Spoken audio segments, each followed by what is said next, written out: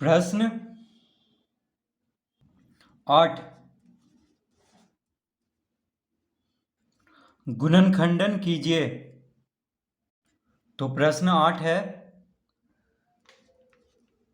x³ plus 2x² plus 5x plus 10 इस तरह से प्रश्न दिया हुआ है।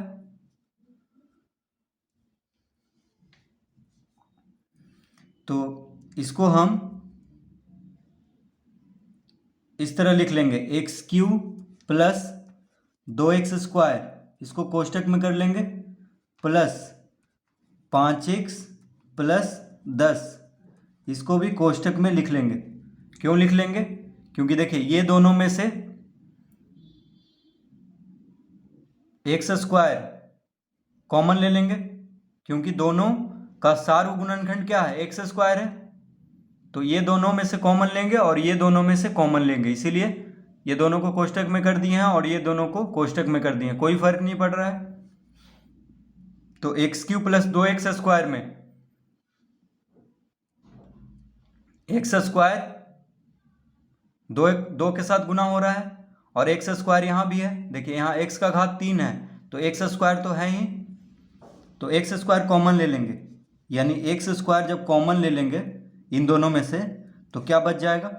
तो x का घात 3 में से x² कॉमन ले लिए, x का घात 2 कॉमन ले लिए, तो क्या बच गया? x बच गया, क्योंकि यहाँ पे x का घात 3 है और x का घात 2 को कॉमन लिए हैं, तो x का घात 1 बच जाएगा, यानी x लिख देंगे यहाँ पे, प्लस है अब यहाँ पे तो प्लस देंगे, x² कॉमन ले लिए तो 2 बच गया, यानी 2 लिख लेंगे, प्लस।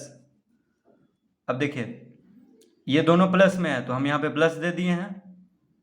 5x प्लस 10 में 5 के पहाड़ा में 10 आता है, यानी 5 दूना 10, तो 5 कॉमन ले लेंगे क्योंकि 5 यहाँ भी है और 5 से ये कट रहा है, तो 5 हो गया, 5 दोनों का गुणनखंड हो गया, सार्व गुणनखंड, तो 5 यहाँ पे लिख लेंगे कॉमन, तो 5 कॉमन ले लिए तो x बचा। अब 10 में से 5 कॉमन ले लिए, यानी 5 दूना 10, तो 2 लिख लेंगे। 10 में से 5 कॉमन ले लिए तो क्या बचेगा? 2, यानी क्योंकि 5 दूना 10 होता है। अब x प्लस 2 x² के साथ भी गुना हो रहा है और x प्लस 2 5 के साथ भी गुना हो रहा है, तो x प्लस 2 दोनों जगह है, तो x प्लस 2 को कॉमन ले लेते हैं। तो x प्लस 2 जब कॉमन ले लिए तो क्या बच जाएगा? x प्लस 2 कॉमन ले लिए तो x² बचा, यहाँ पे x प्लस 2 यहाँ से कॉमन ले लिए तो प्लस 5 बच गया, प्लस 5 यहाँ पे बच जाएगा, तो इसका गुणनखंड हो जाएगा x प्लस 2 गुना x² प्लस 5, x प्लस 2 गुना x² plus 5।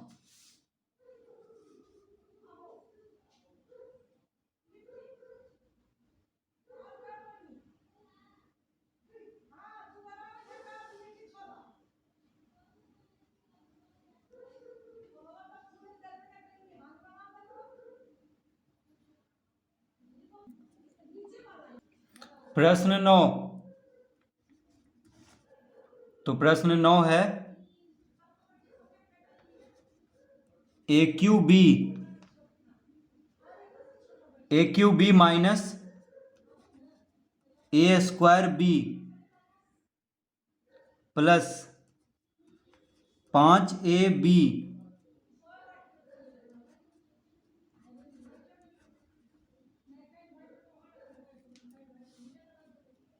a³ minus a² plus 5ab minus 5b, ये है प्रश्न।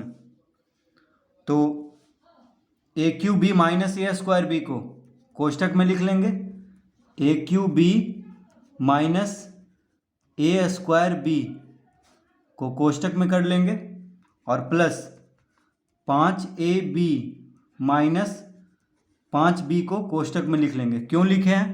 क्योंकि ये दोनों में देखिए a² और a² इन दोनों में है, यानी इन दोनों का सार्व गुणनखंड निकल जाएगा a², क्योंकि देखिए a b यहाँ भी है, a b यहाँ भी है, यहाँ पे 1 का घात 2 है, यहाँ पे 1 का घात 3 है, तो ए का घात 2 तो इसमें होगा ही, और बी भी दोनों जगह है, तो ए स्क्वायर बी दोनों का सार गुणनखंड हो गया। और 5ab माइनस 5b में 5b कॉमन ले लेंगे, क्योंकि 5b यहाँ भी है और 5b इसमें भी है, इसलिए ये दोनों को कोष्टक में ले लिए हैं और ये दोनों को कोष्टक में ले लिए हैं। तो ए क्यू बी माइनस ए स्क्वायर बी में क्या कॉमन ले लेंगे, तो ए स्क्वायर बी कॉमन ले लेंगे, ए स्क्वायर बी कॉमन ले लेंगे। तो ए स्क्वायर बी जब कॉमन ले लिए तो इसमें से देखिए ए का घात 2 कॉमन ले लिए और बी, ठीक है, क्योंकि ए स्क्वायर बी इसमें भी है, देखिए ए का घात 3 है तो ए का घात 2 तो होगा ही, इसमें है ही। तो ए स्क्वायर बी जब इसमें से कॉमन ले लिए तो क्या बच जाएगा, तो ए का घात 3 है, ए का घात 2 कॉमन लिए हैं तो ए बचेगा, ए बचेगा, बी कॉमन ले लिए हैं तो बी तो यहाँ पे लिखेंगे नहीं, सिर्फ ए लिखेंगे। अब यहाँ माइनस है तो माइनस दे देंगे। अब ए स्क्वायर कॉमन ले लिए हैं, बी भी कॉमन ले लिए हैं, ए स्क्वायर बी यहाँ पे कॉमन आ चुका है तो यहाँ पे 1 लिख लेंगे बस, क्योंकि यहाँ पे कुछ नहीं बचा। देखिए ए स्क्वायर बी कॉमन हो चुका है तो यहाँ पे कुछ नहीं बचा तो 1 लिख लेंगे। अब इन दोनों में 5ab माइनस 5b में 5b यहाँ भी है 5b यहाँ भी है, तो प्लस 5b कॉमन ले लेंगे। तो 5b जब कॉमन ले लिए इसमें से तो a बच गया, और यहाँ माइनस है और यहाँ प्लस है, तो माइनस प्लस क्या होता है माइनस, तो यहाँ पे माइनस दे देंगे, ठीक है, क्योंकि प्लस 5b कॉमन लिए हैं, यहाँ पे माइनस नहीं लिए हैं कॉमन तो माइनस ले लेंगे, यहाँ पे माइनस लिख लेंगे। अब 5b यहाँ पे कॉमन हो चुका है तो 1 बचा, कुछ नहीं है तो 1 लिख लेंगे। तो इस तरह इसको हम लिख लेंगे। अब a minus 1 a square b के साथ भी गुना हो रहा है और a माइनस 1 5b के साथ भी गुना हो रहा है, तो a माइनस 1 कॉमन ले लेंगे क्योंकि दोनों जगह है। तो a माइनस 1 जब कॉमन ले लिए तो क्या बच गया, ए स्क्वायर बी, a माइनस 1 जब कॉमन ले लिए तो क्या बच गया, प्लस 5b। तो इसका गुणनखंड हो गया। अब देखिए, अब ए स्क्वायर बी प्लस 5b में ये दोनों में भी देखिए b यहाँ भी है और b यहाँ भी है, यानी b ए स्क्वायर के साथ गुना हो रहा है और b यहाँ 5 के साथ गुना हो रहा है, तो b देखिए दोनों जगह है तो b को कॉमन ले लेंगे, यानी हो जाएगा a minus 1 Guna b common ले लिए हैं तो क्या बचेगा, ए स्क्वायर बचेगा, और b कॉमन ले लिए हैं तो 5 बचेगा। देखिए b इधर लिख देते हैं, यानी b कॉमन ले लिए हैं ये दोनों में से, तो क्या बचेगा, b जब यहाँ पे कॉमन ले लिए हैं, ठीक है, यानी बाहर निकाल लिए इसको, तो कोष्टक के अंदर ए स्क्वायर बचेगा और यहाँ से भी b बाहर निकल गया तो 5 बचेगा, इस तरह लिख लेंगे। तो b को हम इधर लिखे हैं, इसको हम इधर लिख लेंगे, अब कोई फर्क नहीं पड़ेगा क्योंकि सब गुना में है, तो इसको हम लिख लेंगे b Guna a minus 1 Guna A square plus 5। तो इसका गुणनखंड हो गया b Guna a minus 1 Guna A square plus 5, यानी b को इधर लिख देंगे, कोई फर्क नहीं पड़ेगा क्योंकि तीनों गुना में है। तो इस तरह प्रश्न 9 हल करेंगे।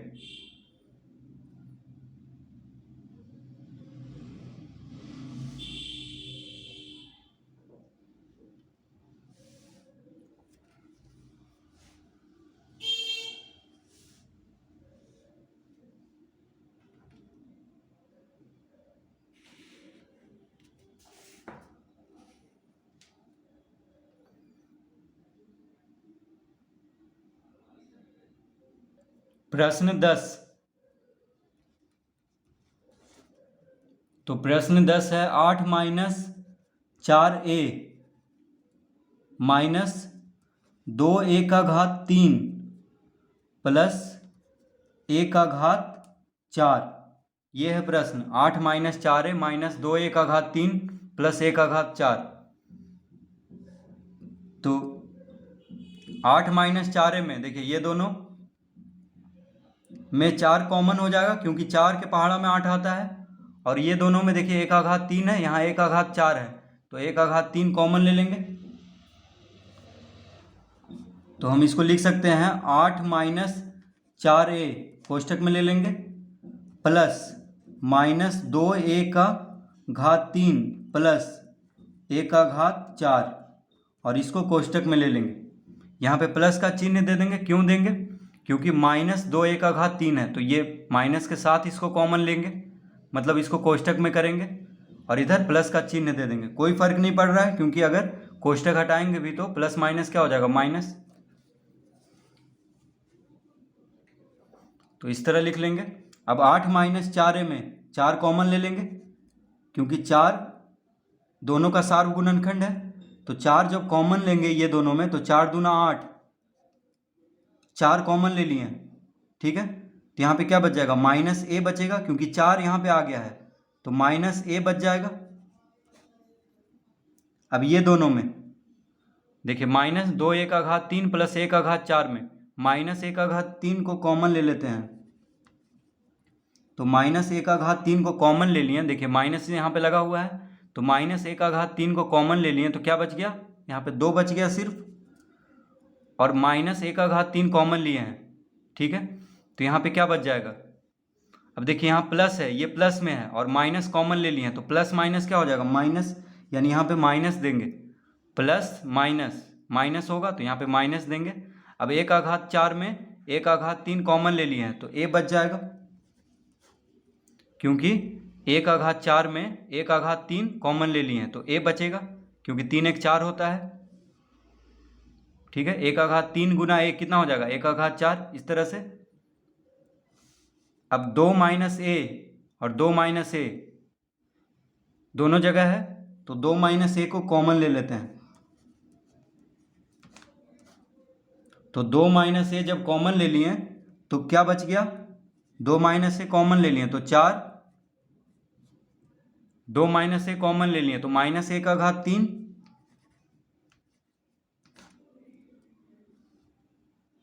तो इसका गुणनखंड हो गया 2 minus a Guna 4 minus a का घात 3।